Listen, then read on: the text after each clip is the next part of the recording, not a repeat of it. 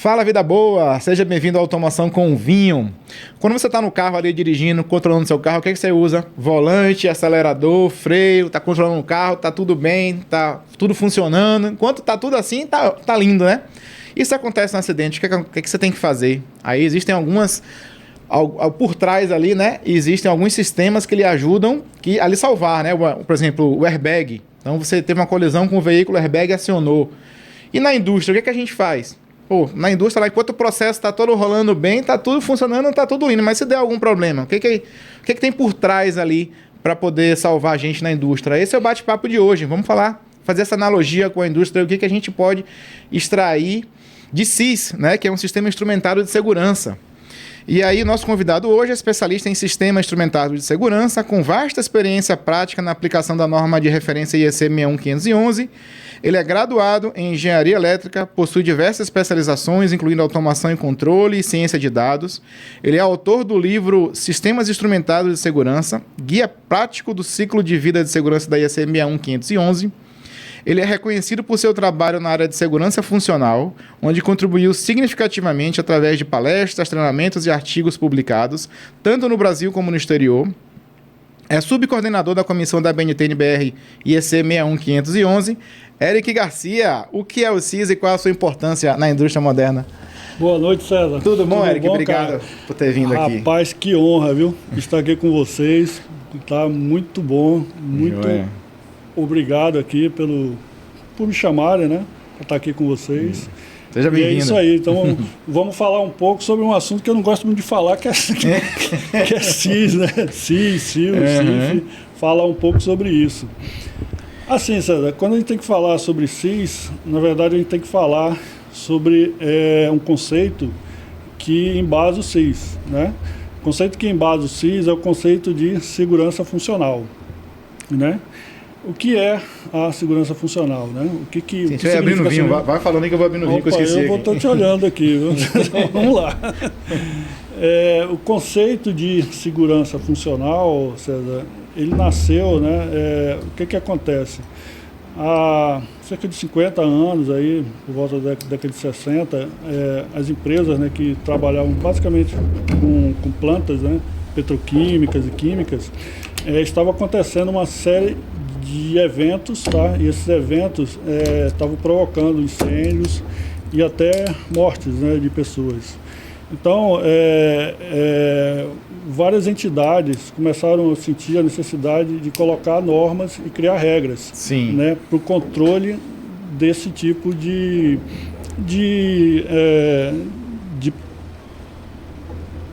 processamento, né? Processamento químico, processamento petroquímico, e também muito preocupado com a parte nuclear, né? Então, na década de 80... Sim, tem uma sensibilidade grande, né? A indústria nuclear. A indústria nuclear não é brincadeira, né? Um acidente nuclear, e a gente tem aí, né, o histórico, não é fácil, né? Então, você provoca grandes danos para a envoltória e para as pessoas que estão lá. Então, na década de 80, começaram a aparecer normas, né, para impor regras, né? Olha, você tem que ter a tua planta, ok, tem que funcionar, só que funcionar de uma maneira que, se houver falhas, essas falhas não causem um dano maior, elas tenham um controle sobre esses danos. Então, a gente tem o histórico aí de indústrias, né, muito voltado para a química e petroquímica, de histórico desses eventos, né? O maior, talvez, que a gente lembre até hoje, de vez em quando tem vários eventos que lembram desse fato histórico que aconteceu em 84, que foi um acidente que aconteceu lá na Índia, né? Onde teve uma falha, né? Em processamento, e provocou lá uma série de mortes, né? Então, começaram a aparecer essas normas, essas regras, e as empresas passaram a ver e tentar encontrar um meio de ter uma operação com uma segurança maior. Também, nessa época, se passou a ter um grande avanço nessa parte dos sistemas que fazem o controle dessas plantas. Onde antigamente você tinha vários sistemas de controle com relé, né, com contato. Sim, comecei a fazer. Não sei se essa é da sua época, onde você tinha vários aqueles, né? Todos eu já comecei um pouquinho com a eletrônica já. Com a parte, né? Esses controles começaram a migrar para os chamados CLPs, né? Que são sistemas de controle com uma lógica, né? Com toda. Só que o que acontece? Eles são, digamos assim, mais fáceis de você mexer, né? De você mudar e tal. Só que eles não são tão seguros quanto relés. Eles não eram tão seguros quanto o relé. Né? Por quê? Porque você tem uma série de chips, né? Esses chips, eles podem falhar tanto para um lado, né? Que te para a planta, leva para o lado que para a planta. Eu quero entrar nessa polêmica aí. Vamos brindar aqui, mas eu quero entrar nessa polêmica aí. Eu acho que... Joia.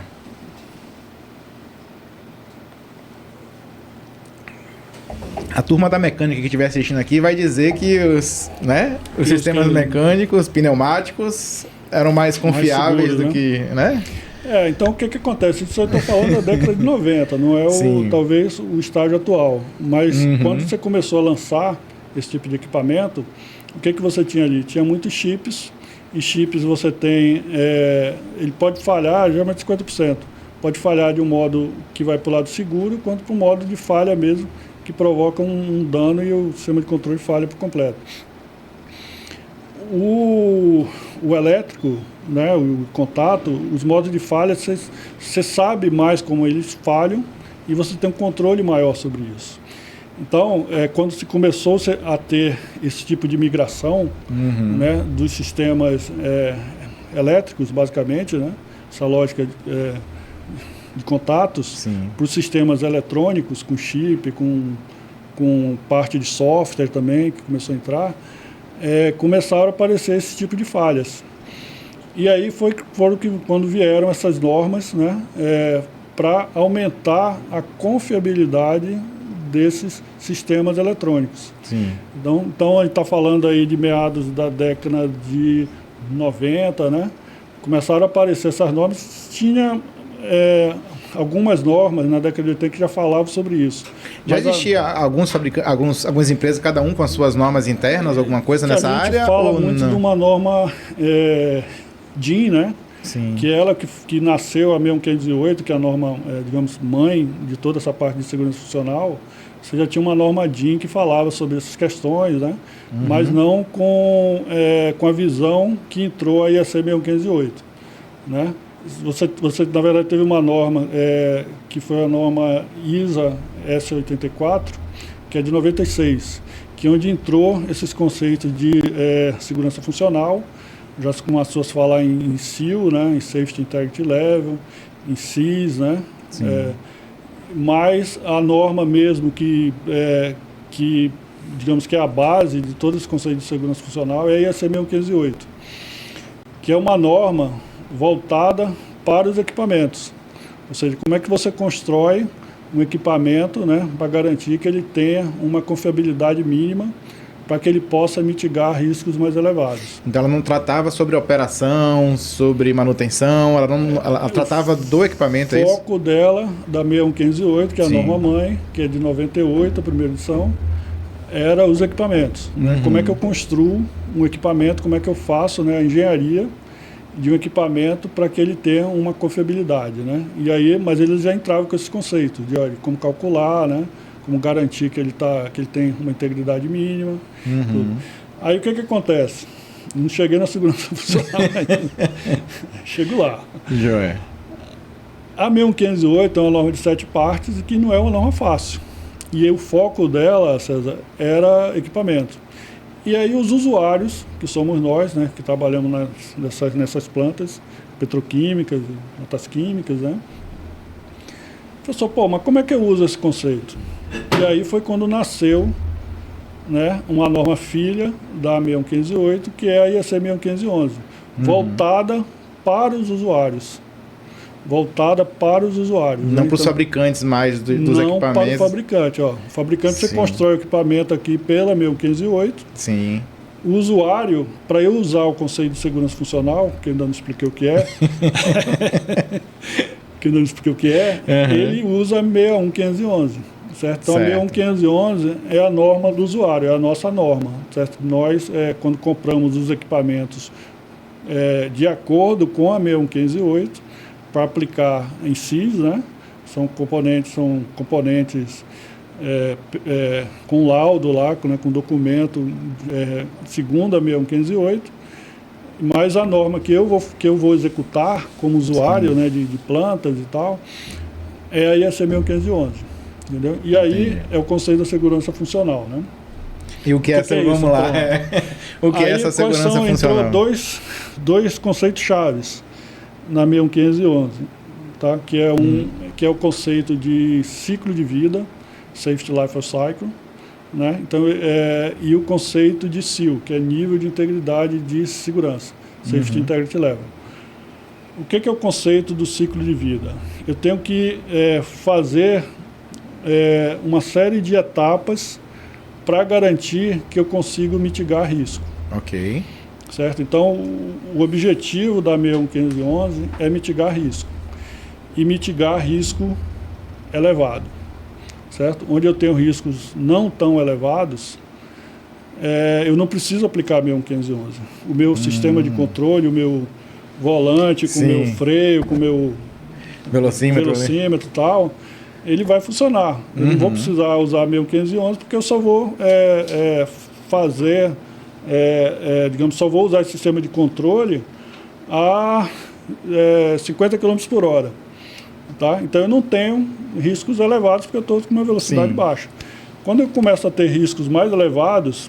Você vai para uma BR e aí a velocidade aumenta, né? Eu vou para uma BR que eu tenho que fazer a operação do carro ali a 100 km, a 120 km, né, com velocidade mais altas, talvez o estado da rodovia não esteja tão bom, eu começo a ter riscos mais elevados.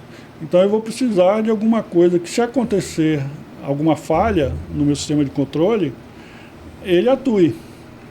Ele atue independente, ou seja, não vai eu ter que acioná-lo.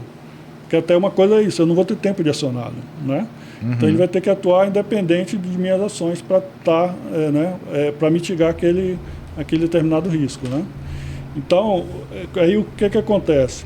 Dentro desse conceito de ciclo de vida, eu aplicando segurança funcional, né, eu tenho que aplicar o ciclo de vida.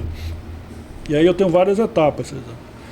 O que são essas etapas, né? O primeiro é básico para qualquer coisa que envolva essa parte de safety, né, tanto para verificação de áreas com atmosfera que explodem, né, explosiva, quanto a parte de segurança de pessoas. A primeira questão é identificar riscos. A primeira etapa que você faz nesse ciclo de vida é minha identificação de riscos, né? O que eu tenho aqui? Eu tenho níveis mais elevados que podem, né, ir para fora de um tanque e tal. Eu tenho temperaturas, tenho, né, outras variáveis físicas que podem, né, causar diversas consequências mais severas. Então eu tenho que identificar esses riscos, né? Dando um exemplo aqui, eu tenho lá minha área, né? Eu tenho uma empresa e nessa empresa eu tenho um tanque. Ok. E esse tanque eu tenho um tanque de água. Certo. Então, eu tenho que encher esse tanque de água. Ok, mas eu preciso botar alguma coisa que eu não preciso estar toda hora lá vendo. Então eu boto um sistema de controle. Ligando a bomba na mão ali, né? Abrindo uma válvula, vou botar um sistema de controle, né? Beleza, um tanque de água. Aí eu posso botar aqui, ligar uma bomba, então boto aqui uma chave lá um sensor alto, sensor baixo.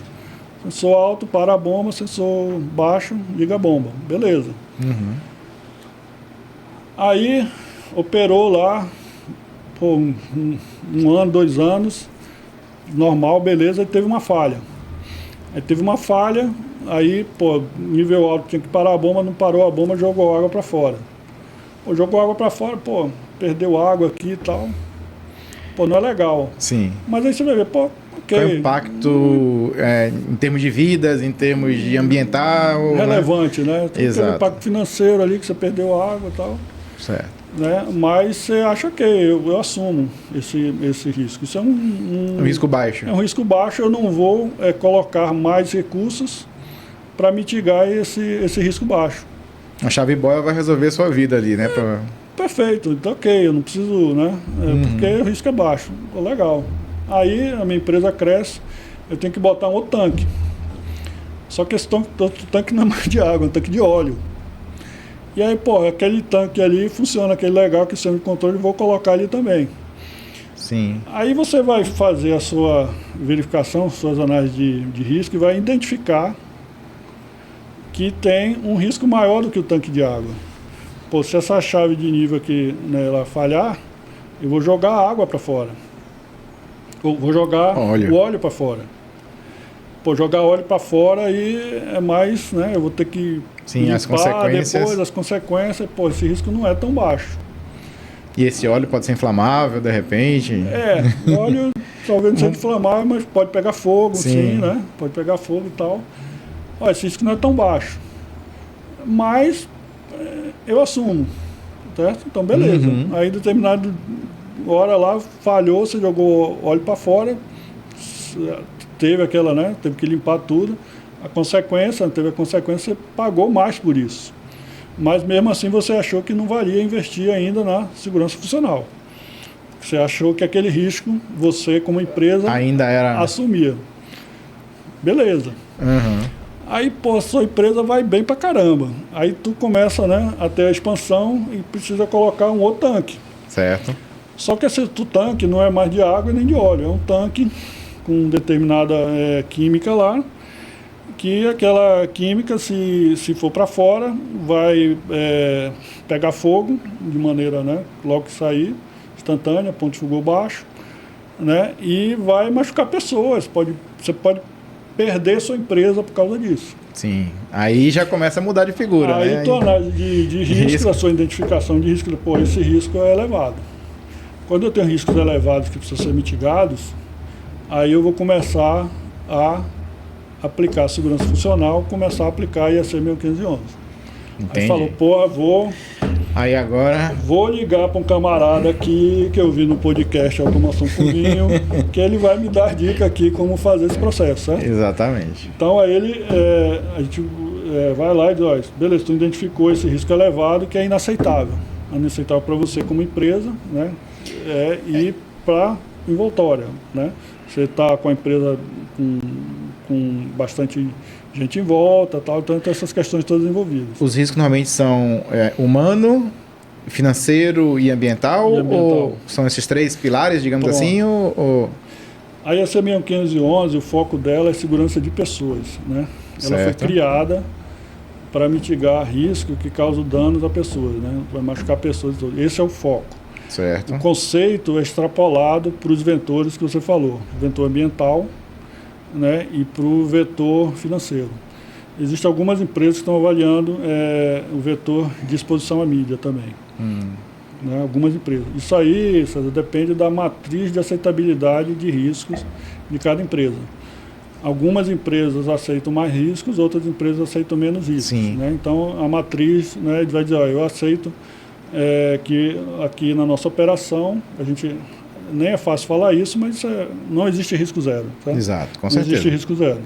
Então, é aceitável a gente que uma pessoa se machuque uma vez a cada 10 anos. Né? A outra diz, não, aqui é uma vez a cada 100 anos. Então, depende da matriz de aceitabilidade, que a matriz de aceitabilidade é um conceito muito importante, que é um contrato social da empresa com a sociedade.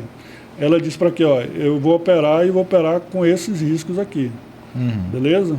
Isso aí vem tem norma para isso, né, brasileira, que é a NR20, que trata que todas as empresas têm que fazer as suas análises de risco e dizer para a sociedade quais são aqueles riscos e como eles estão sendo controlados. Já saí um pouco, já envezei um pouco. Vai lá. Mas vamos lá. Então, aí eu identifiquei que aquele meu tanque, ele vou ter que aplicar os conceitos da 11511. Certo. Legal. Então, eu já identifiquei aquele risco, fiz as análises, tem várias técnicas de análise, né?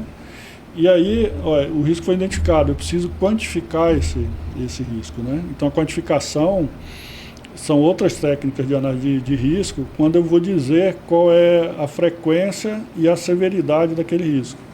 E aí eu confronto isso aqui com a minha matriz de aceitabilidade e vejo, olha, eu estou com esse risco muito severo ou muito frequente, a minha matriz não aceita isso, eu preciso colocar alguma coisa aqui para que, basicamente, a frequência caia.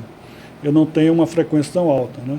E as frequências, aí a gente fala de uma vez a cada 1000 anos, uma vez a cada 100 anos, entendeu? Então, depende dessa confrontação do cenário de risco com a matriz de aceitabilidade.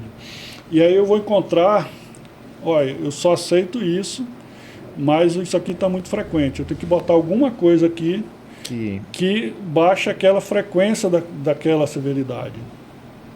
E essa alguma coisa, César, pode ser uma função instrumentada de segurança, né, que é o conceito da segurança funcional. Eu vou botar uma camada independente, né, de proteção, uma IPL, uma Independent Protection Layer, para diminuir a frequência daquele risco, né?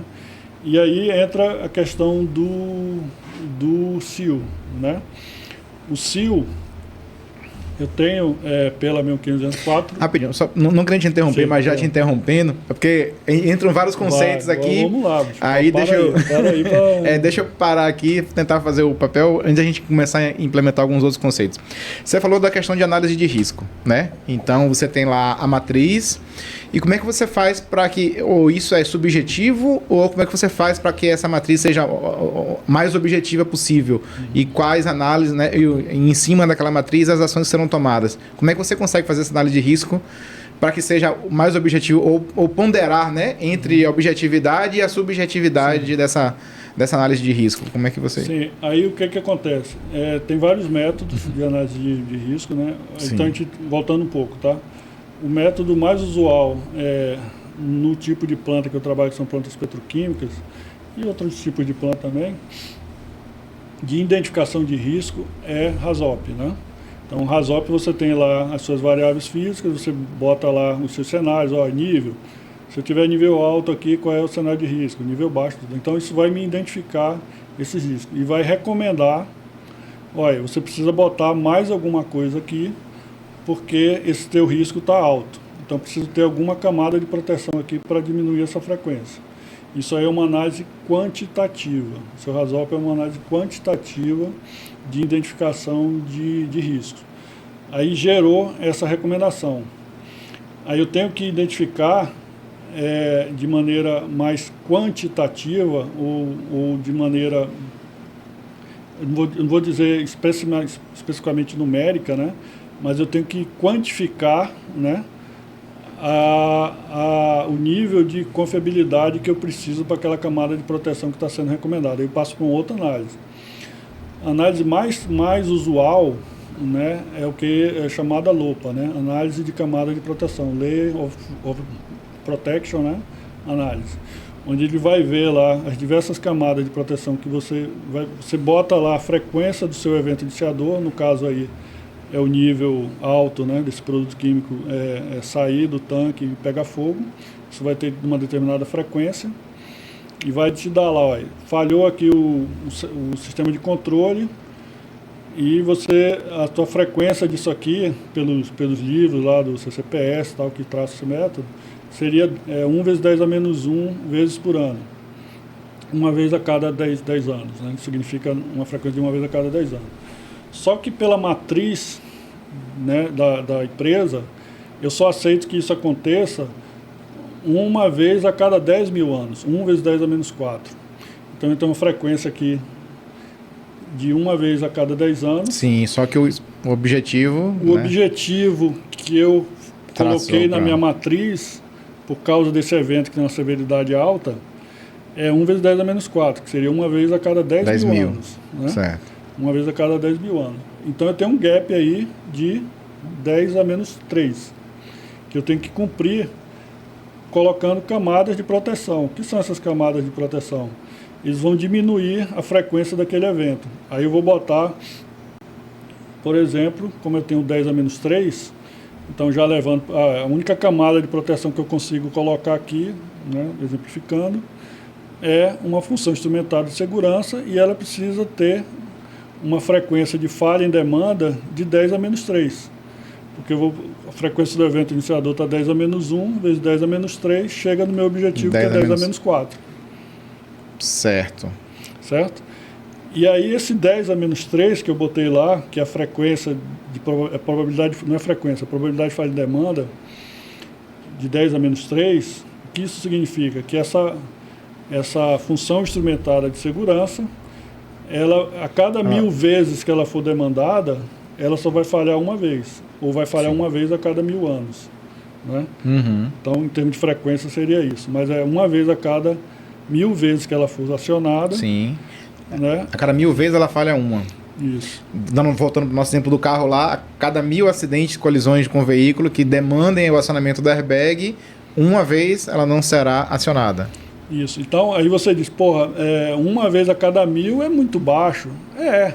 Só que você ficou muito bem. Só que se eu tiver 1000 carros, um vai acontecer. Exato. Entendeu? E você tem muito mais do que 1000 carros, né? E eu tenho muito mais que 1000 carros. Então você vê que não é tão alto, né? Tem um exemplo muito bom que o pessoal usa. Pô, esse número 99,99, né?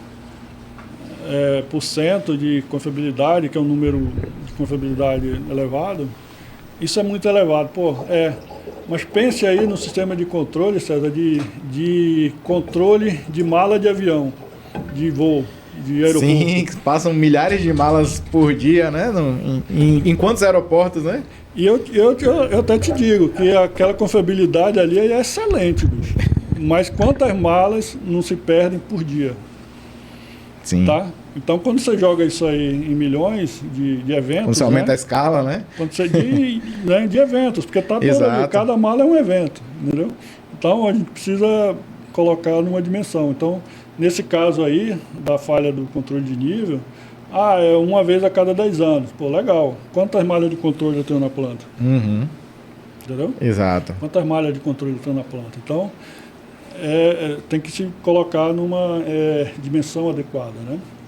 Então, eu encontrei esse gap, né, de frequência que eu preciso colocar alguma coisa ali que me mitiga aquele risco. E esse alguma coisa pode ser uma função instrumentada. Né? Então, o LOPA, que é uma análise semi-quantitativa, né, não é uma análise puramente quantitativa, né, eu encontro esse número de 10 a menos 3, que é a probabilidade de falha em demanda para uma função instrumentada, e aí eu vou na norma tentar encontrar o que é PFD de 10 a menos 3. Aí ela vai me dar numa tabela, isso aí é SIL3. Isso é uma função instrumentada SIL3. Então, quando eu determino esse nível, né, esse Safety Integrity Level, ele vai me determinar o nível de confiabilidade que aquela função instrumentada tem que ter. Isso é o SIL. O 10 a menos 3, o 3 vem do SIL 3, se fosse 10 a menos 2 seria SIL 2 ou não existe essa relação? Não é bem assim, porque eu não vou entrar nessas questões mais profundas, porque de baixa demanda e alta demanda, isso é de baixa demanda, ou seja, ela é pouco demandada, ela é demandada menos do que uma vez por ano. Certo. Tá? Então, que 10 a menos 1, que na verdade não é um número, é uma faixa. Tá? O SIL 1, que é o nível mais baixo, vai de 1 a 4, o SIL 1 é o mais baixo, ele tem uma probabilidade de falha em demanda de 10 a menos 1 a 10 a menos 2. Né? Pode ir seguindo aqui também, viu? Fica à vontade aí. Ele tem uma faixa de probabilidade de falha de demanda de 10 a menos 1 a 10 a menos 2. O SIL 2 é de 10 a menos 2 a 10 a menos 3. O SIL 3 de 10 a menos 3 a 10 a menos 4. E o SIL 4 é melhor que 10 a menos 4, por termos de probabilidade de falha em demanda. A gente, na petroquímica, a gente usa até SIL 3. Uma que os nossos riscos não são tão elevados, né? Uhum. Não são tão elevados. E outra que, para você ter uma confiabilidade dos equipamentos, né, que você vai usar no nosso meio de industrial, petroquímico, né, químico, para ter confiabilidade SIL 4 é um outro nível de equipamento, tá? É um outro nível de equipamento. Indústria nuclear, né? Tem SIL 4 e tal, mas é um outro nível. E aí, avançando nessa questão da segurança funcional, né? que eu vou falar de manutenção. Porque o CIL 4 não é só o equipamento e a engenharia, é a manutenção. Porque eu estou falando de um ciclo de vida. Entendeu? A confiabilidade, né, e é isso que o ciclo de vida busca, a confiabilidade para mitigar risco, são várias etapas. Então eu posso colocar o melhor equipamento do mundo. Se eu não mantê-lo, né, ele vai se degradar com o tempo. O CIL se degrada com o tempo, o CIL instalado se degrada com o tempo, né? A confiabilidade se degrada com o tempo. Então, mas não vou chegar lá. Então, eu identifiquei e quantifiquei a minha necessidade de mitigação. Certo. Né? E vi, eu preciso aplicar os conceitos da 1511, eu preciso aplicar a segurança funcional. Quantifiquei, preciso de uma malha SIL 3, para mitigar aquele tanque lá que não pode vazar, certo? Aí o que é? Eu preciso de uma outra camada de proteção fora do sistema de controle, independente, que isso é um conceito, tem que ter independência daquele sistema que pode falhar, que vai mitigar aquele risco alto. Então, olha, eu vou botar um outro sensor, certo? Para detectar nível alto, muito alto, caso extra alto, e ele não pode parar a bomba, porque a bomba faz parte do controle. Então ele vai fechar uma válvula, por exemplo. Entendeu? Um exemplo. Pode fechar a válvula, que ele vai mitigar. Se fechar a válvula, ele mitiga o nível alto. Beleza, então identifiquei lá, vou começar a montar um documento muito importante na norma, que é a especificação de requisitos de segurança, Safety Requirement Specification. Começar a escrever ali todos os requisitos daqueles componentes. Olha, isso aqui precisa fechar em tanto tempo, depois que detectar ele precisa fechar a válvula em tanto tempo, senão não vou mitigar, né? Isso é muito importante, esse tempo, né, de atuação. Esse produto químico, ele ataca o inox. Tem que escrever lá, tem que ser um sensor que não sofra esse ataque químico aqui no sensor, né? Isso aqui também não pode atacar os internos da válvula. Então eu vou começando a escrever todos esses requisitos.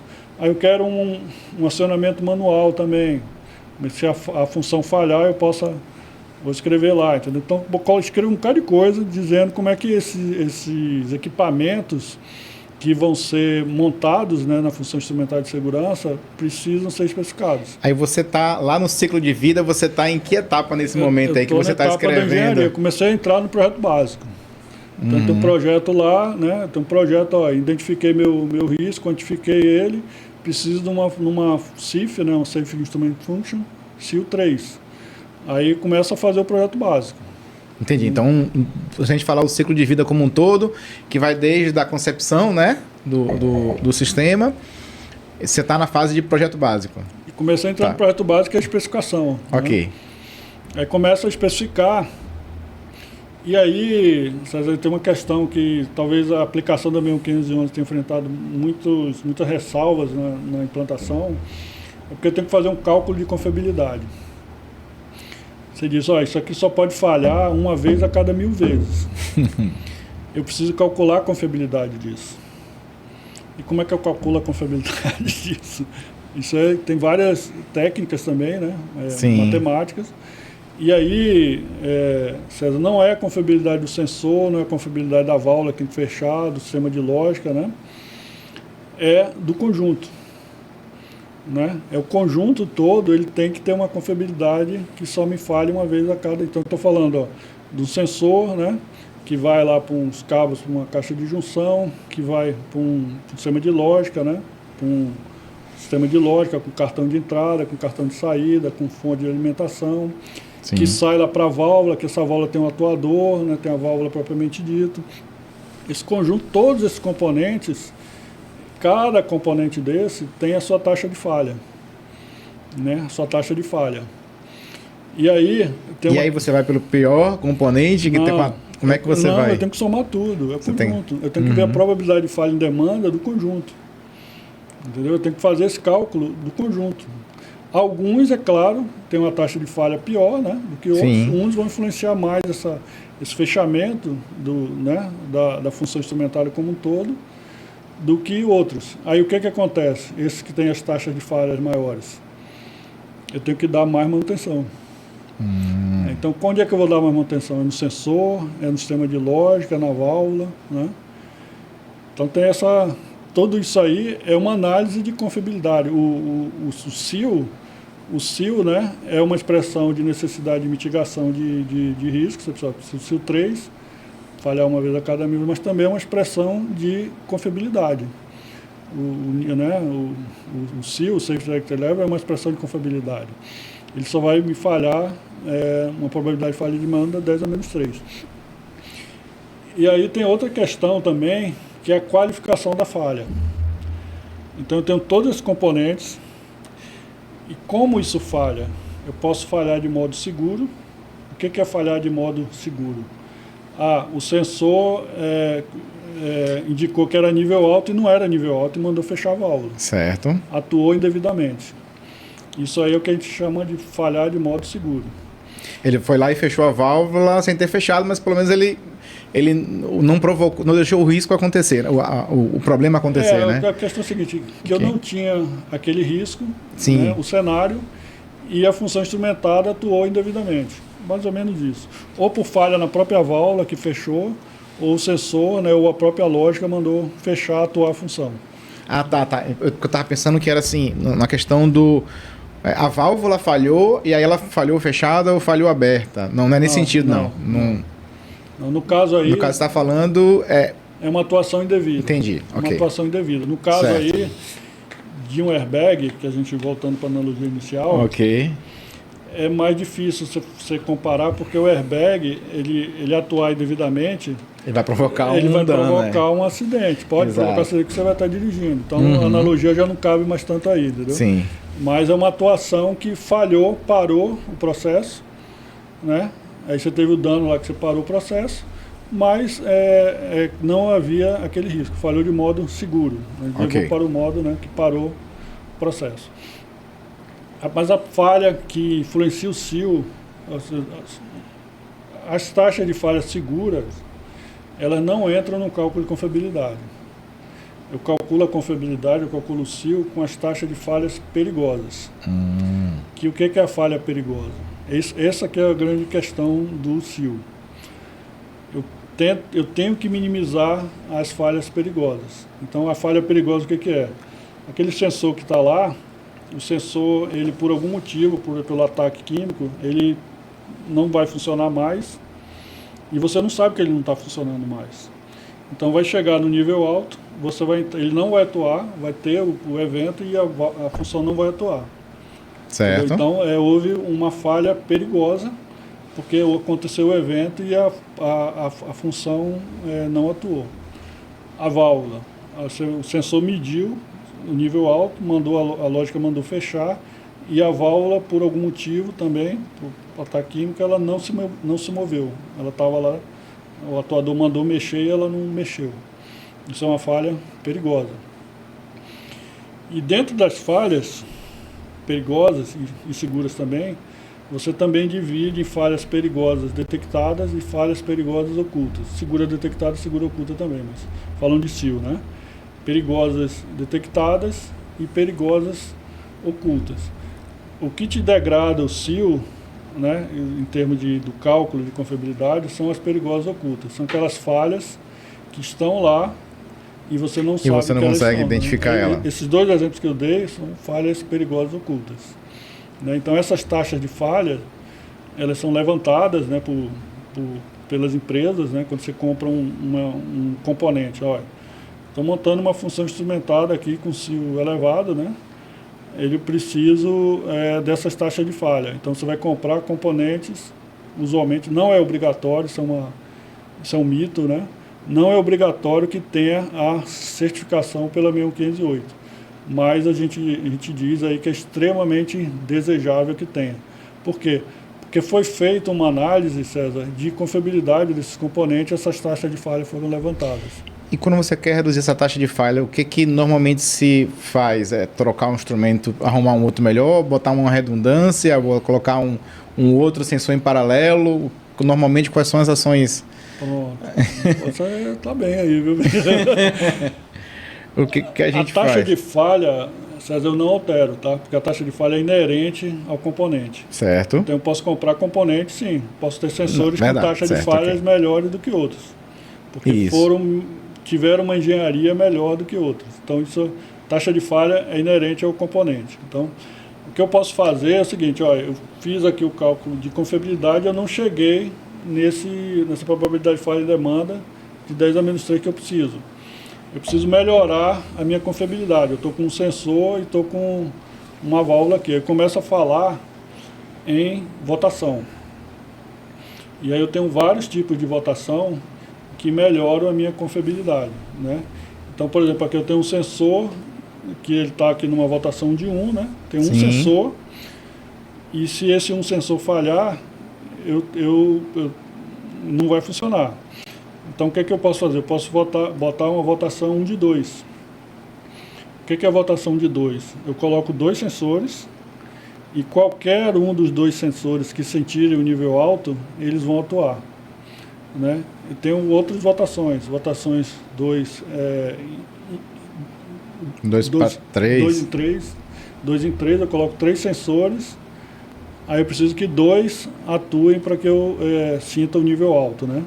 E aí tem algumas questões envolvidas aí nessa votação, algumas votações são melhores que outras. Por exemplo, se eu não quiser ter um espúrio, se a minha planta lá, eu não posso atuar essa função indevidamente, aí eu começo a pensar numa votação 2 de 2. Eu coloco 2 sensores, eu preciso que os 2 atuem. Ele diminui o meu espúrio, mas em consequência eu não tenho uma confiabilidade tão boa. Fazendo analogia aqui, é mais ou menos como o pessoal acompanhou lá os tubos de pitot nos aviões, né? Que você bota 3 tubos de pitot no avião para você pegar a velocidade, né? Dinâmica ali, né? Avião, a vida deles é essa. Você não tem lá uma coisa, porque se uma coisa falhar, sempre tem 1, 2 ou 3 a mais. Exatamente essa questão, entendeu? Sim. Porque é isso, assim, tudo falha. Tudo vai falhar. Vai falhar, com certeza. Tudo vai falhar. Não é que não falha, tudo vai falhar. Tem uma dimensão aí que as pessoas esquecem nesses conceitos, que eu sempre lembro as pessoas, que é a dimensão tempo. O cálculo de confiabilidade que você faz tem a variável tempo lá. Por isso que eu digo, ó, a probabilidade de falha em demanda do que está lá instalado, ele vai se degradar com o tempo. Em algum momento, essa confiabilidade que você calculou lá melhor que 10 a menos 3, ela vai caindo. E aí o que você precisa fazer? A gente já entra em outra etapa, né? Porque você fez a engenharia toda, calculou a confiabilidade, legal, vou precisar de 2 sensores, vou precisar de 2 válvulas e tal. Beleza. Aí faço a instalação, faço as verificações, né? Tem algumas etapas aí de verificações para ver se está tudo funcionando certinho. E aí entra a fase de operação. Aí eu entro com a função instrumentada em operação. E aí entra o ponto-chave aí da segurança funcional, né? Isso tudo a gente está falando antes de começar a operar, certo? Sim. Começou a operar, é a manutenção, sabe? A manutenção, os testes de prova que tem que ser feitos, né? Ou seja, eu tenho que fazer verificações. A periodicidade das manutenções. Isso, né? Tudo entra no cálculo de confiabilidade. Quanto tempo eu tenho que fazer a manutenção e os testes de prova para investigar se falhas perigosas ocultas estão lá se apresentando. Teste de prova é um evento de manutenção, né, investigativo para ver se existem falhas perigosas ocultas. Então, essa frequência dessa verificação, né, aí vai depender do cálculo, né, que aí vai ser influenciado pela votação, vai ser influenciado pelo componente, né, que tipo de teste de prova que eu vou fazer, ele pode ser mais aprofundado ou menos aprofundado, né, que é essa fase de manutenção para eu garantir aquele CIL, para eu garantir aquele nível de integridade que tem que ser melhor que 10 a menos 3, porque 10 a menos 3 é aquela frequência que eu disse lá na minha análise de risco que eu ia manter. Sim. Eu não posso ficar pior que isso, né? Então, aí chega na parte final. Então, assim, segurança funcional, voltando 40 minutos aí, lá atrás, respondendo sim, a sua pergunta, segurança funcional, César, é esse conceito todo, certo? Se eu posso fazer uma parte não tão bem, imagine se eu não identifico os meus riscos bem, né? E eu não faço a quantificação, em vez de pedir CIL 3, eu peço CIL 1. Eu vou engenhar um negócio que vai funcionar, mas vai funcionar sim, com uma confiabilidade não tão elevada quanto o CIL 3. Eu não vou colocar tantos recursos de manutenção, porque eu não preciso manter um SIL 3, eu preciso manter um SIL 1. Ele vai me demandar menos manutenção. Então, isso tudo é um processo. Sim. E esses processos, eles estão interconectados, né? Uma etapa, ele tem que saber, isso é muito importante, né? Eu falo muito nessas apresentações, sempre que a gente estiver fazendo uma etapa desse ciclo de vida, a gente tem que pensar na próxima etapa. Eu estou fazendo as análises de risco aqui, eu tenho que pensar que as informações que eu vou passar para a engenharia, elas têm que ser adequadas, senão o cara não vai fazer a engenharia certa. Pô, eu fiz aqui a função instrumentada, fiz a engenharia, tudo, beleza, aconteceu o evento e não mitigou. Não mitigou porque a válvula fechou em 15 segundos quando precisava fechar em 10. Pô, mas tu me falou que foi lá para fechar em 10. Pô, eu fechei em 15, que é o padrão e tal, mais ou menos isso, entendeu? Por causa de 5 segundos aconteceu, eu investi esses recursos todos, né? E pior, isso pode acontecer depois de 10 anos, depois de 20 anos. Está lá operando, que a função instrumentada é isso, né? Ela não fica em operação, ela fica ali esperando o evento. Né? Por isso que você precisa fazer essas investigações, né? Porque você não está vendo como é que ela está. Né? Então, e aí acontece o evento, você não consegue mitigar, porque aquela análise que foi feita há 15 anos não disse que precisava fechar em 10 segundos e você especificou para 15 e passou. Sim, muito então, detalhe, essa falha ocorreu lá no início na especificação do equipamento, né? Isso. A gente está falando do ciclo de vida de segurança, né? Ou seja, a gente está falando de algumas etapas. Isso. Que etapas são essas? Só para a gente entender aqui, né? Ter uma visão mais global para a gente começar. Assim, eu separo assim, basicamente em 3 etapas bem estanques, tá? A primeira etapa, que é a parte de identificação e quantificação de risco, né? Você faz lá toda essa etapa e diz, olha, é isso aqui que precisa ser mitigado e eu preciso de uma determinada confiabilidade tal. Então, essa etapa ela tem que acontecer. E quem são os especialistas dessa etapa? Quem conhece a planta, né? O processo. Né? As pessoas, engenheiro, né? De processo, engenheiro de produção, que vão dizer, olha, esse risco aqui ele acontece. E vai acontecer nessa frequência, eu preciso mitigar isso aqui. Isso é uma etapa inicial, né? E é a etapa de identificação e quantificação de risco. Aí você parte para a segunda etapa, que é a parte de engenharia e montagem, instalação, né? E comissionamento. Então essa etapa é onde você vai fazer a engenharia mesmo naquela função instrumentada. Eu preciso fazer esse negócio aqui funcionar com determinada confiabilidade, especificando os componentes todos, né? Toda a função instrumentada. E aí tem várias técnicas, né? Quando você for ver a função instrumentada, é uma malha de instrumentação relativamente simples. É uma variável física atuando no elemento final, né? Não tem muito segredo. Só que ela não é uma malha de controle, ela que está sempre operando lá. Os modos de falha dela são diferentes de uma malha de controle, porque ela está lá sem se mexer. Então, a pessoa que está fazendo esse tipo de engenharia tem que saber, tem que conhecer esses conceitos, né? Não é, olha, pode ser até uma válvula normal, mas eu tenho que saber que algumas coisas a mais tem que ser vista e esse cálculo de confiabilidade tem que ser feito. Então, essa é a primeira etapa, é quando você faz lá toda a análise de confiabilidade. Essa é a segunda etapa de engenharia. De engenharia? Ah, tá. A segunda etapa de engenharia é onde eu vou fazer a engenharia e associada a isso, o que mudou quando entrou esse conceito de segurança funcional? É porque antes você fazia, eu preciso ter um negócio aqui que abre uma válvula porque está com pressão alta. Aí você botava lá uma lógica 2 em 3, que era isso, todo mundo botava 2 em 3 e abria a válvula, e instalava e um abraço. Ok, só que você não fazia esse cálculo com confiabilidade, não dizia a quantidade de manutenção que precisava ser feita, né? Não fazia essas análises. Pô, esses instrumentos, eles são confiáveis mesmo, né? Uma série de verificações com essa visão de mitigar falhas perigosas, né? Falhas perigosas. Então, a segurança funcional entrou com esse conceito. Ó, isso aqui tem que ter uma confiabilidade e essa confiabilidade tem que ser calculada. Isso é um documento que a gente faz, isso é uma memória de cálculo, né? Isso é uma memória de cálculo de verificação de SIL. Ok. Para aquilo que eu vou instalar, né? Lembrando que a necessidade de mitigação, esse SIL aqui 10-3 que eu preciso para mitigar, né? Ele não muda, ele vai, se você sempre mitigar 10 a menos 3. A confiabilidade que eu calculo do que eu vou instalar, ele se degrada com o tempo. O instalado se degrada, o que se requer, né, ele fica estável, a não ser que o processo mude, né? Aí eu calculei a confiabilidade, fiz a montagem, fiz o comissionamento, fiz a verificação e parto.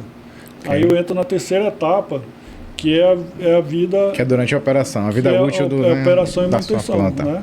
Operação e manutenção.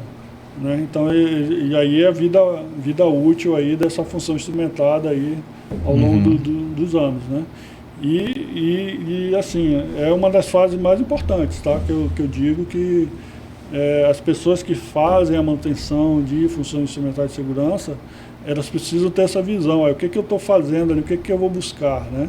Ali, porque eu vou fazer uma manutenção ali no sensor, certo?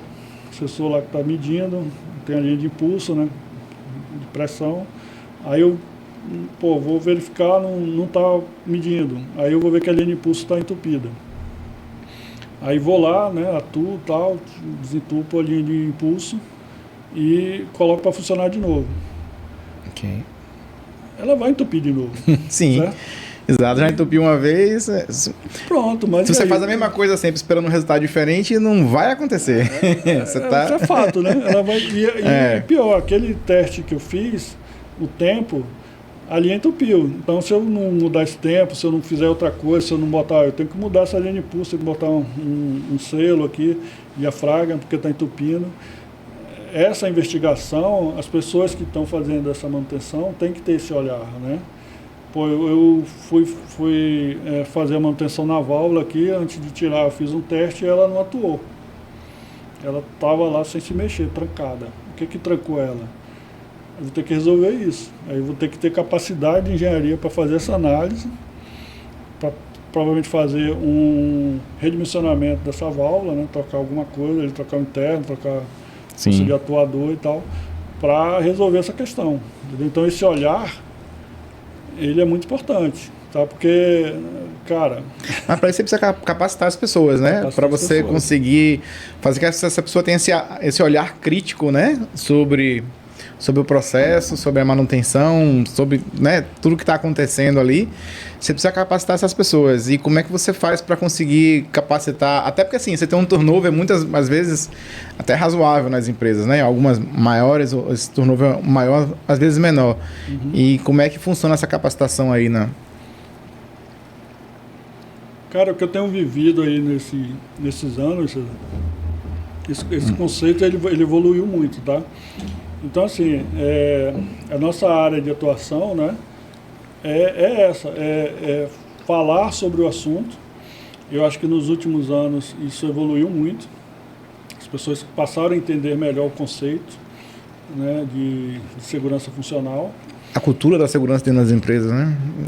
A cultura de segurança das empresas, tá? E aí eu vou fazer um link aí... A 1511, a primeira edição, é de 2004, tá? 2004. Aí saiu a segunda edição em 2016. Se você for olhar aí na média mundial, algumas empresas estão muito bem, outras estão conhecendo o conceito agora, e depende do tipo de indústria, tá? Isso não é só aplicado para petroquímica, óleo e gás nuclear, indústria de álcool.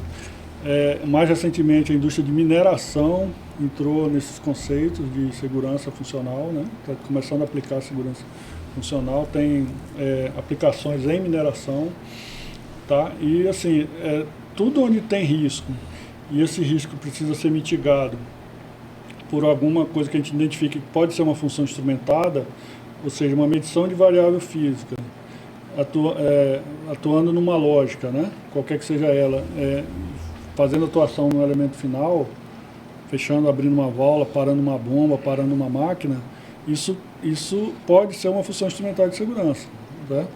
Pode ser uma função, então, para mitigar, independente da ação do operador, independente da ação das pessoas que estão controlando a planta, né? Porque ultrapassou determinados limites, então, onde esse conceito se aplicar, você pode usar o conceito da 1511, certo? E aí, isso tem aumentado bastante, tá? A gente, em 2010, junto com o comitê das NBRs, né, a gente tentou fazer a ABNT-NBR IAC 1511 lá em 2010. Fizemos um trabalho de 2 anos, mas acabou não indo para frente. Aí, ano retrasado, a gente fez o contato novamente com eles, né, com a ABNT, e a gente conseguiu fazer, né, ano passado, em março do ano passado, a gente emitiu a ABNT-NBR IAC 1511, a parte 1, que é a parte principal da norma, né, é a norma propriamente dita.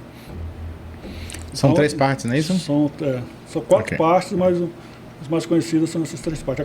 A quarta parte é uma explicação da edição 1 para a edição 2. Por que mudou determinadas coisas. Entendi. Mas é basicamente essas 3 partes. Então você tem a parte 1, que é a norma propriamente dita, que são esses requerimentos. Você tem a parte 2, que são explicações mais aprofundadas da parte 1, mas não são requerimentos, é meramente informativa, com vários anexos.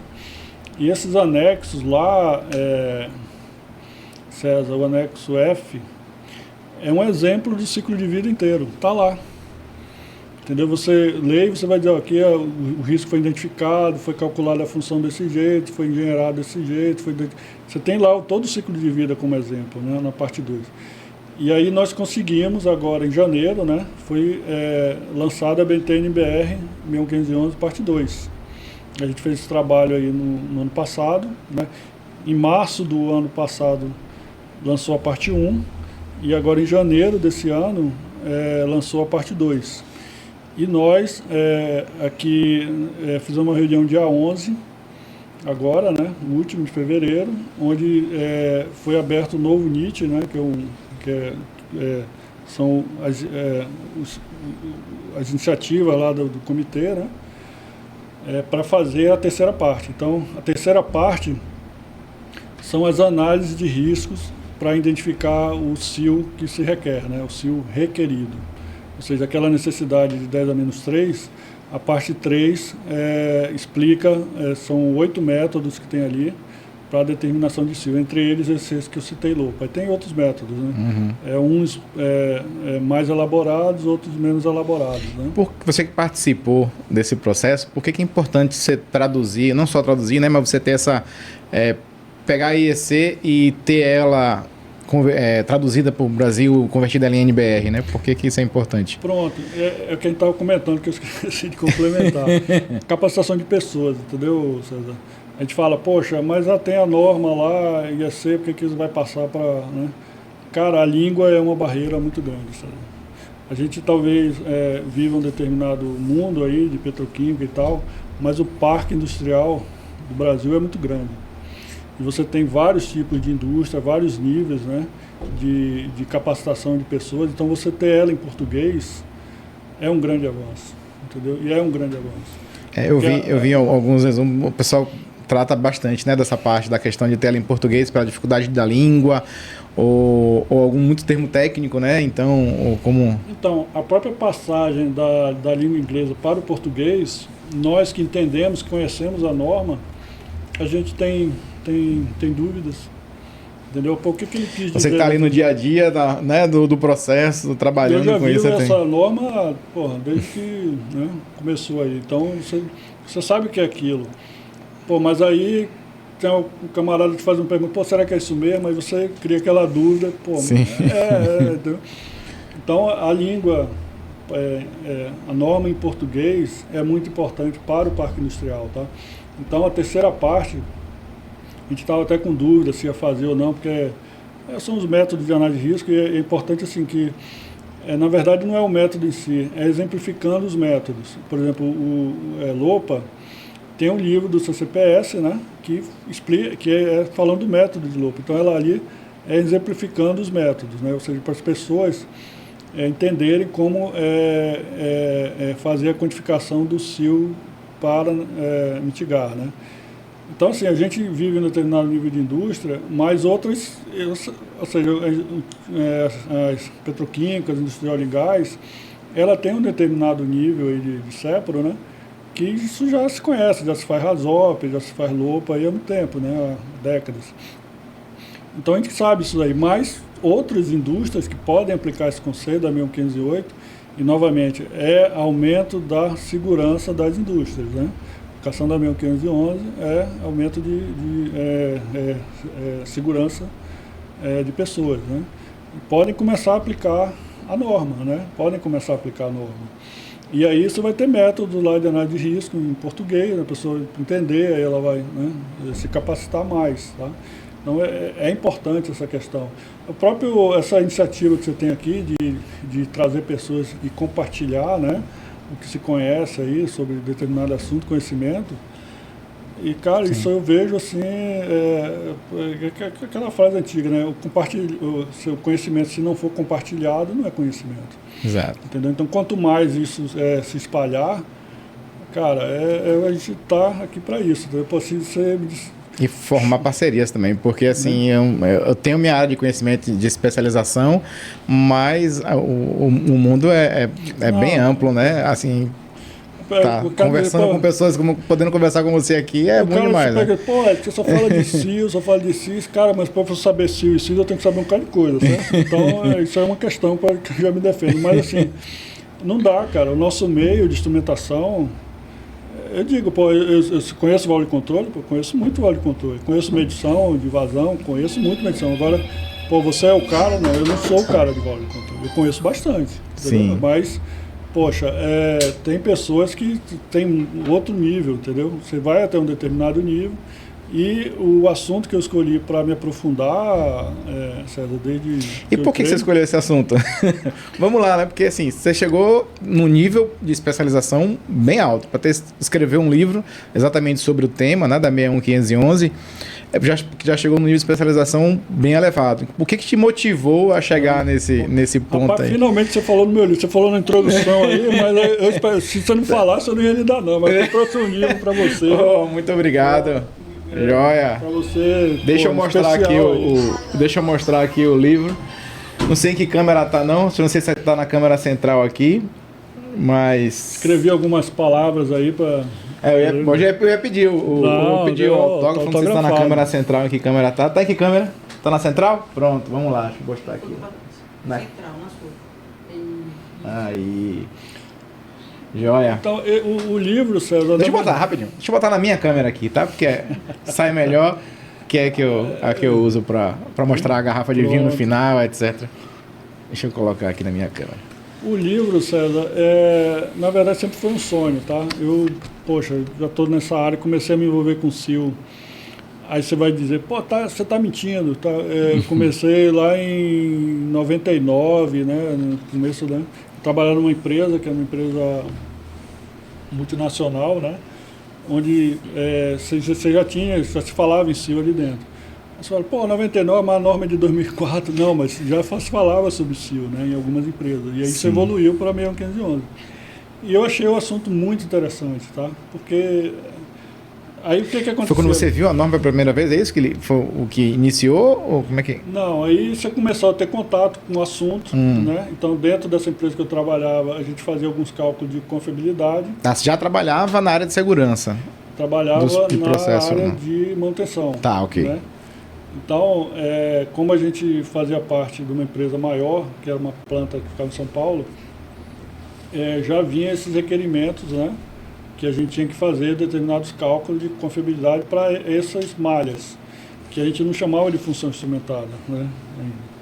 Mas essas funções, né, que tinha lá um reator, né? Na verdade eram 2 reatores com vários pontos de temperatura. Se chegar a determinada temperatura, tinha que parar toda a planta e abrir o fundo do reator. Então isso era uma função instrumentada que você tinha que fazer o cálculo, né? E você tinha um arquivo Excel para fazer essas contas todas. E aí eu comecei a ter contato com o assunto. Aí, aquele assunto é interessante, você começa a se aprofundar mais. Naquela época você não tinha tanta informação, então existiam normas internas, né? E, como eu falei, esse conceito ele veio de uma norma de 96, né? Que foi uma ISA 74. E a empresa já começou a usar desde essa época, aí a gente comecei a ter contato. E aí veio a norma, eu comecei a me aprofundar no assunto. Aquela época existia uma dificuldade muito grande porque você não tinha componentes com certificação pela 61508. Você não tinha taxa de falha para calcular. Sim, aí... Como é que você vai calcular sem as taxas de falha, entendeu? Sim. Então, principalmente, isso evoluiu muito na parte de sensoriamento. Os sensores começaram a vir por default com SIL, né? Você comprava um sensor com certificação, né? com uma que a gente chama capabilidade sistemática, ou seja, ele podia ser aplicado em SIL 2, em SIL 3, né? E aí você começou a ter essas taxas de falha dos sensores. E as válvulas, né? Que era o elemento final. Pô, complicado. E aí você fazia alguns cálculos, né? Saía um número, né? Que você usava dados que não eram dados específicos, mas eram dados mais de banco de dados genéricos. Usava dados genéricos para fechar esses cálculos de confiabilidade. Aí chegou nos anos 2010, né? Pouco tempo, 15 anos, as empresas de válvulas começaram a ver importância. Por quê? Porque nós, usuários, começamos a falar, a gente vai comprar a tua válvula aqui, mas eu quero... E essa válvula tem uma função instrumental de segurança, SIL 2, eu preciso fazer o cálculo de confiabilidade dela e eu preciso de um laudo. Você me dê essa taxa de falha. Ah, veja bem, não sei o que. Cara, é o seguinte, a gente vai fazer uma cotação aqui no mercado, quem tiver, brinca. Quem não tiver, não entra na brincadeira, certo? Sim. Então, eu fui visitar uma planta... Você foi forçando os fabricantes, né? Assim, o mercado foi forçando os fabricantes a... Começou a dizer, isso aqui é importante. Você precisa me dar a taxa de falha. Qual é a questão aí, César? Eles começaram a fazer, né, contratar empresas, né, para fazer as verificações, analisar lá as taxas de falha, e começaram a ver que o produto dele não era tão bom. Então, essa iniciativa de fazer os laudos pela 61508, né, que eles fazem, de fazer as verificações... Indiretamente fez aumentar a qualidade dos... Aumentar a qualidade, porque ele foi ver, ele foi, pô, eu não vou emitir um laudo aqui dizendo que minha válvula não é tão boa quanto a do meu concorrente aqui. A do meu concorrente tem uma válvula nova. Aí, nessas análises, são identificados lá todos os componentes e veio o que é que falha mais, tudo aí, pô, isso aqui eu vou ter que mudar. E aí melhorou o equipamento, o produto, o movimento, né, esse movimento. Então a gente começou a forçar.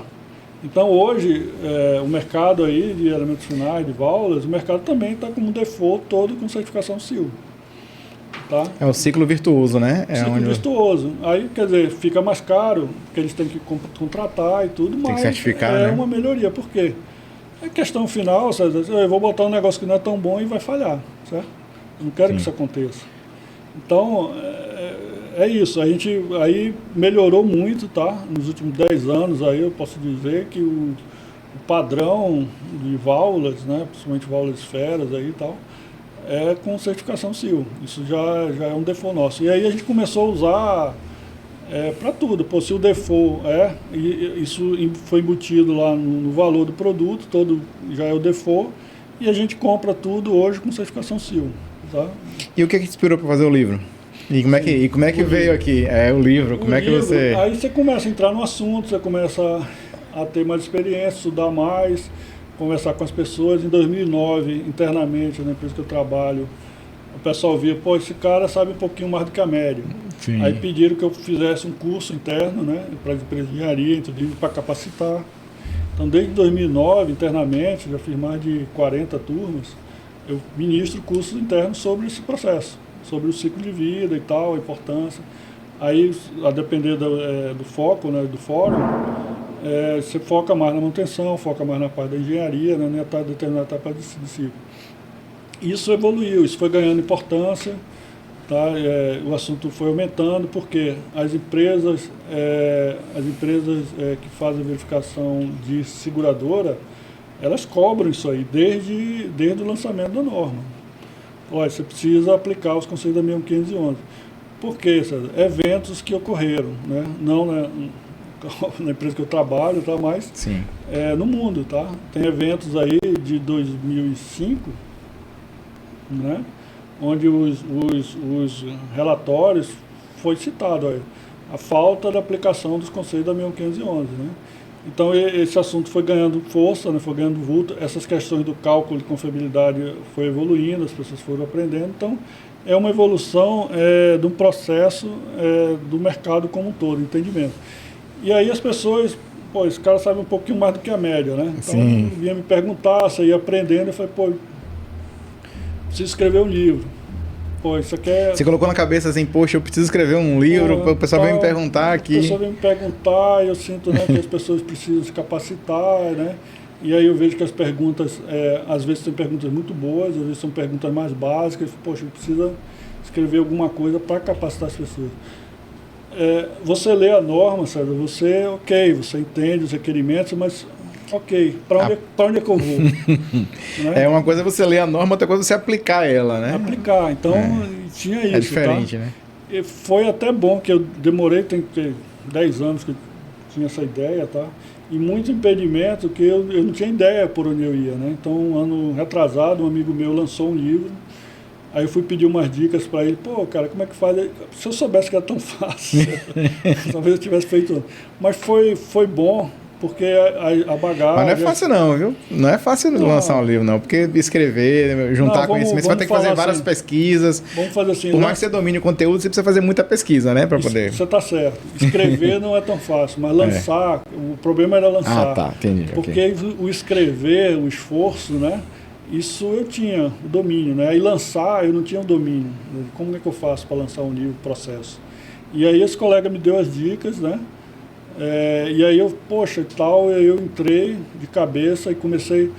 Você fala, pô, como é que você escreveu? Cara, estava tudo aqui. Aí foi sentar e começar a escrever. Quando ele lançou o livro, quando eu fui para o lançamento dele, aí ele falou, pô, Eric, você precisa escrever o seu. Eu falei, cara, hoje, antes de eu vir para cá, eu fiz o índice.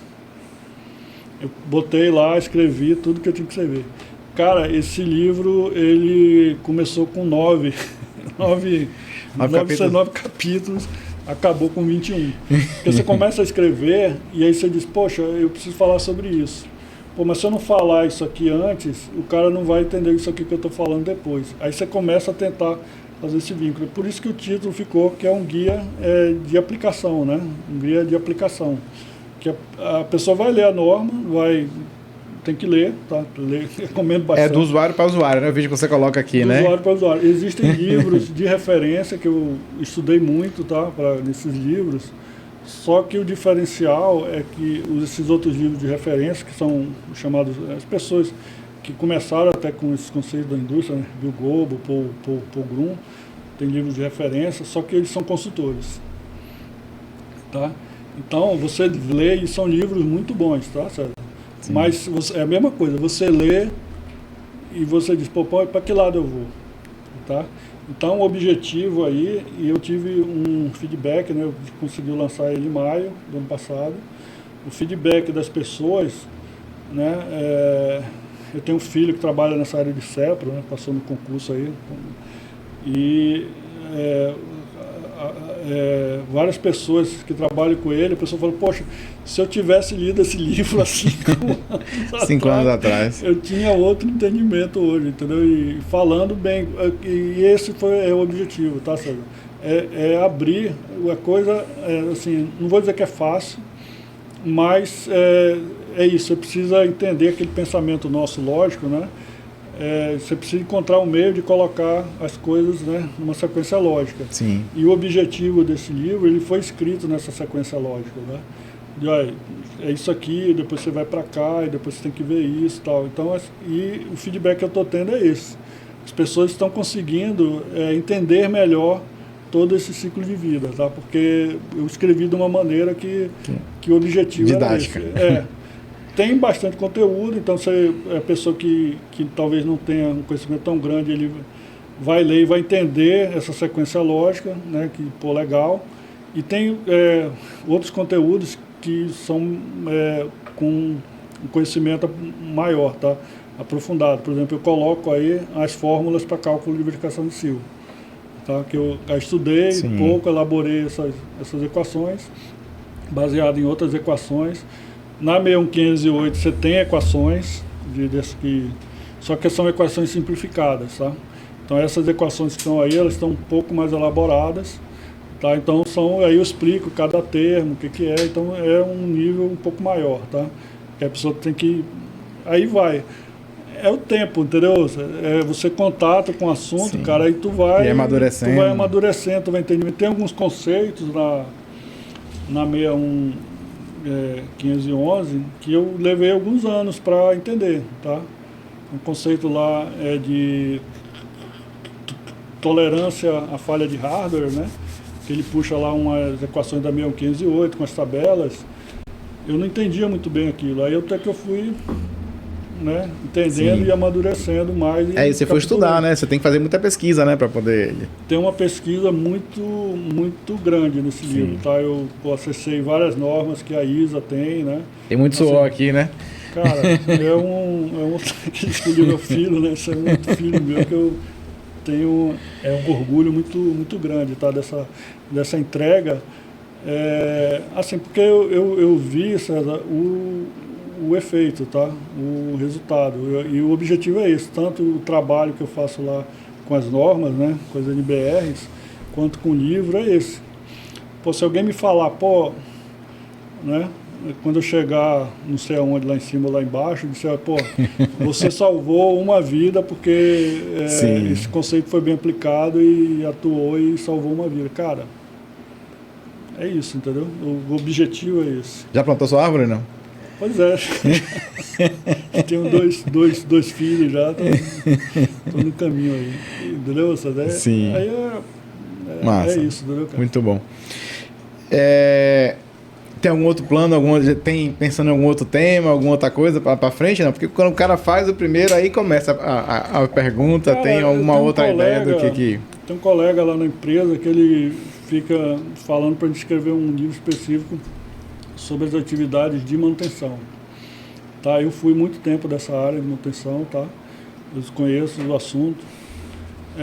Só que assim, eu não me julgo conhecedor suficiente para falar com tanta propriedade. Com propriedade para escrever um livro sobre... Tem aí uma seção, tá, que fala sobre isso. Sim. Tá, sobre essa parte de atividade de manutenção. Só que é muito mais do que isso, tá? É muito mais do que isso. Então, cabe um livro sobre atividade de manutenção. É um assunto muito amplo, tá? Um assunto muito amplo.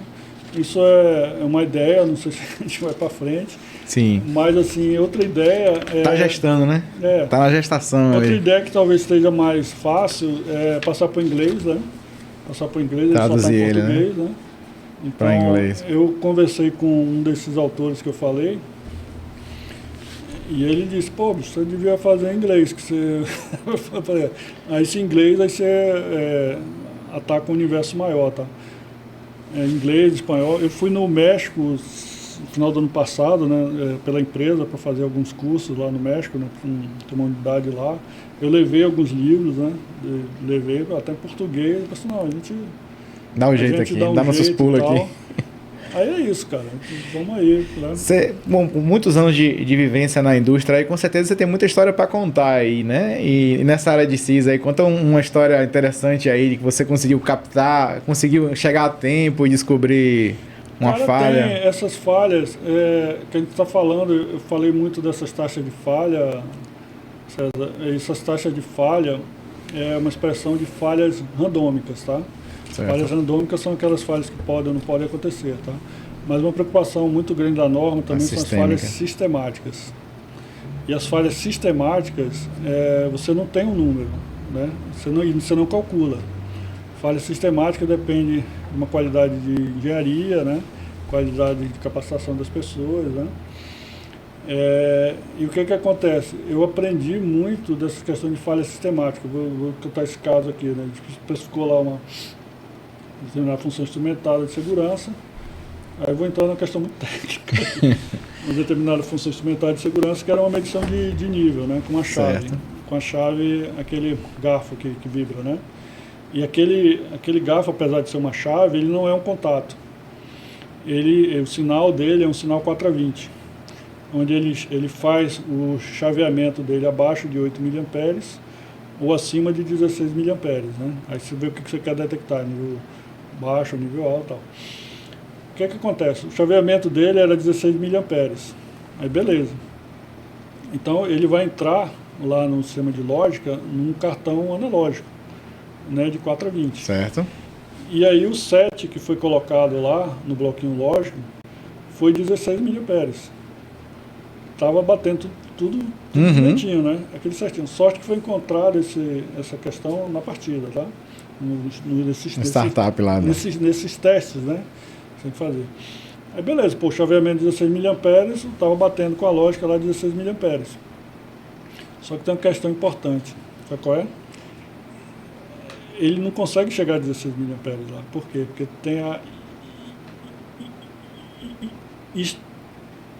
histerese do sinal. Sim. Ele tem uma certeza. E aí não chegava a 16 miliamperes, chegava a 15,4. E aí ele não chaveava. Por quê? Porque ele não chegava a 15,4. Ele chaveava, né? O sensor funcionava, mandava os 16, só que não chegava a 16 na lógica. A lógica não percebia os 16 miliamperes, percebia 15,4 e não chaveava. Isso é uma falha sistemática. Entendeu? Aí você tem que ajustar o bloquinho para dizer, olha, você tem que botar aqui a incerteza, né, que era mais ou menos 10% do sinal. Né? Tipo uma banda morta? Tipo uma banda morta. Você botava lá 14,6. Aí Sim. quando você botava 14,6 ou 8,8, né, que era para cima, aí beleza. Isso você aprende vivendo. Na dor. Você aprende na dor, né? Na dor. Outro assunto muito importante que nós fizemos um trabalho lá, isso espero que entre na terceira edição aí da 1511, né? Está para 27, 28. Inclusive outra notícia aqui em primeira mão. Nessa reunião do dia 11 do comitê lá da NBR, nós indicamos, né, inclusive eu estou nessa indicação, pessoas, né, membros da comissão, para participar do comitê da IEC 1511, como membro votante. Hoje o Brasil está lá, mas não é votante, né? É só para acompanhar os assuntos. Então nós pedimos a elevação, né, isso vai acontecer, e vai ter indicação de membros né, da comissão da NBR 1511 como membro votante da IEC 1511, ou seja, para trabalhar na próxima edição da 1511. O que eles levam em conta para poder... O que eles levam em conta para poder classificar como membro votante? Você tem que tipo de expertise? Você tem que participar das reuniões, fazer comentários no documentação, você tem que participar. Não adianta você botar lá. E aí a gente entra, César, como representante do comitê da NBR, né? Então nós vamos estar lá, né? E são vários, né? Argentina, Estados Unidos, com o Brasil, vai estar lá a partir aí, talvez do mês que vem, como membro votante do comitê da IEC 1511, que nós não éramos, né? Então isso é muito bom. É que eu ia falar da outra questão da falha, das falhas sistemáticas, né, que a gente sofreu dor também. A direção da falha, né? Então, quando um instrumento falha, você pode jogar que o sinal vá para cima de 21 miliamperes ou abaixo de 3,6, né? Uhum. Então, a gente orienta que vá na direção contrária ao trip. Se é um trip de alta, você jogar para baixo, se é um trip de baixa, você jogar para cima. E aí o sistema de lógica fazer atuação ou não. Você pode atuar a função ou você pode alarmar e dizer que ela está em falha. Entendeu? Então, quando você usa o sistema de votação, lógica 1 de 2, lógica 2 de 3, isso é importante, entendeu? Então, a gente já sofreu algumas dores aí por essas questões de detecção de falha, né? Que a 1511 hoje ela não define muito bem, tá?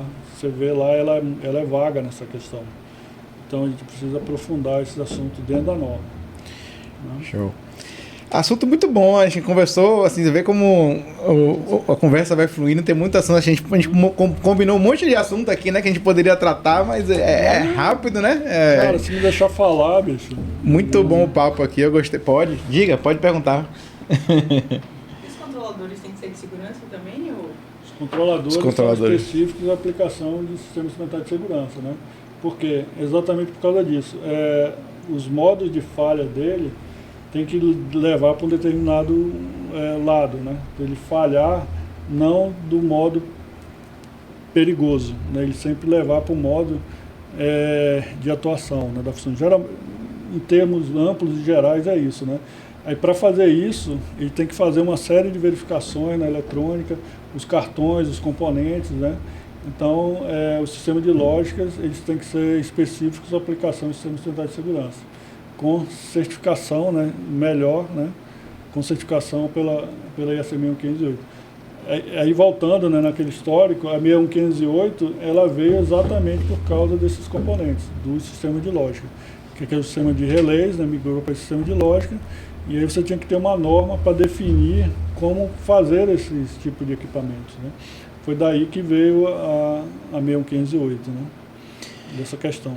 Por isso que tem uma questão muito interessante, César, que acontece, por isso que sempre que se falava em CIS, antigamente, e isso é uma coisa que a gente procura sempre mudar, o CIS não é só a lógica, o sistema de lógica. Se falar o CIS é o sistema de lógica, de controle lá, né? Não é. O CIS é o todo. O CIS é o sensor, o CIS é o sistema de lógica e o CIS é o elemento final. Várias funções instrumentais de segurança, né?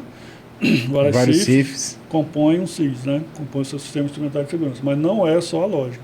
E aí por causa disso, o CIS é só a lógica, e ninguém se preocupava com a válvula, que era quem falhava mais, e se preocupava com o sensor, que era quem falhava mais. O CIS, né, a lógica não tem tantas falhas assim, né? Porque ele é muito bom, né? Sim. Tem muita engenharia ali, o ambiente é controlado, ele não tem contato com o processo, né? Umas questões. Tá? Mas aí o CIS é tudo, é o conjunto de todos esses componentes, né? O sistema instrumentado de segurança. E aí vinculou com aquela questão, o CIS é da automação, né? O professor da automação fica meio torto quando eu falo isso. O CIS é da automação. Não, o CIS quando você for ver, é quase da empresa inteira, porque envolve CEPRO, o pessoal de operação, de produção, para identificar risco, a manutenção, né, que tem que fazer, instrumentação, a engenharia, né, de instrumentação, a automação, né. São vários departamentos envolvidos que tem que se conversar para chegar naquela confiabilidade, né. Esqueci de perguntar alguma coisa? O que é que faltou aí eu falar? Porque a gente falou bastante, mas com certeza o assunto é tão vasto que com certeza a gente falou... O assunto é vasto. Eu sei algumas coisas que a gente esqueceu de comentar, mas eu vou deixar aberto para você comentar aí. Passou bem pelo ciclo, eu espero que eu tenha passado assim, de uma maneira lógica, né, para as pessoas poderem entender todas essas etapas, né, do processo, entender o conceito maior que eu vejo, essa questão de entender no ciclo de vida, né. Então não é só a especificação, não é só a manutenção, é um ciclo de vida todo que tem que ser bem feito, né?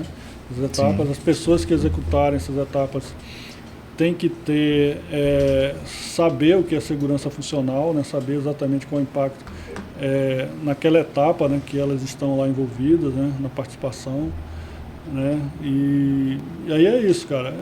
Vamos ter, César, esse ano ainda, tá? Eu não posso falar exatamente o que é, porque ainda não está fechado, mas vai ter diversas iniciativas de capacitação de pessoas, tá? Vários cursos que hoje são internacionais estão vindo para cá para nós fazermos esse curso de capacitação em português, tá? Existem algumas entidades aí com essas iniciativas, existem alguns cursos no mercado, tá? Mas na verdade é uma entidade que é mundial, tá? Vai trazer esse processo de capacitação de pessoas. E aí você vai ter capacitação em português. Vamos ter essas capacitações em português das pessoas, tá?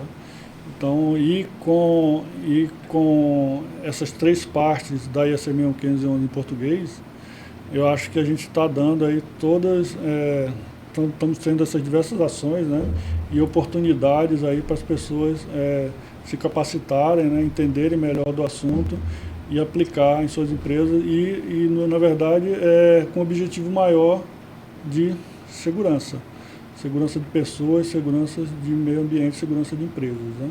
Esse que é o objetivo final aí de tudo que a gente faz, tá? Joia.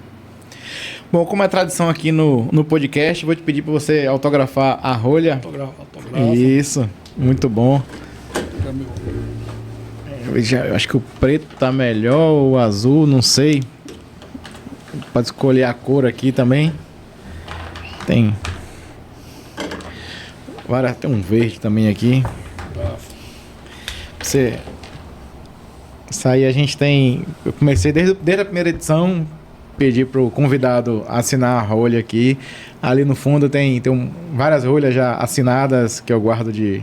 Bota a data de hoje também. Hoje são 13. Por favor, que aí eu guardo essa recordação aí dos podcasts, que eu tô aprendendo bastante aqui. Tá. Não sei se é melhor para quem tá assistindo ou se é melhor porque já passaram muita gente boa aqui, muito especialista e... Rapaz, por aqui tá bom, viu? Porque o vinho tá muito bom. Então... O vinho tá bom. O vinho Gostei tá bom. do vinho. Show de bola. Tá ruim essa caneta aí? Quer trocar? Já que Não minha dá. letra também não ajuda, né? Botei aqui meu nome e ia ser 1511. Ah, bom. Hoje são 13. A Alex botou... Como foi? Ele botou Alex Atex também? Alex Atex. Alex Atex, ele botou... Assinou com a Atex também. E aí você assina com a Norma. É isso aí. Fica personalizado, né? É interessante. Joia. Show. Deixa eu mostrar aqui pra galera. Eric Garcia.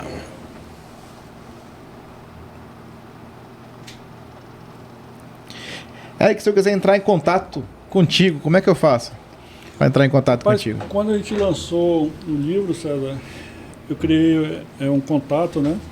O contato deixa eu lembrar, abnt.iec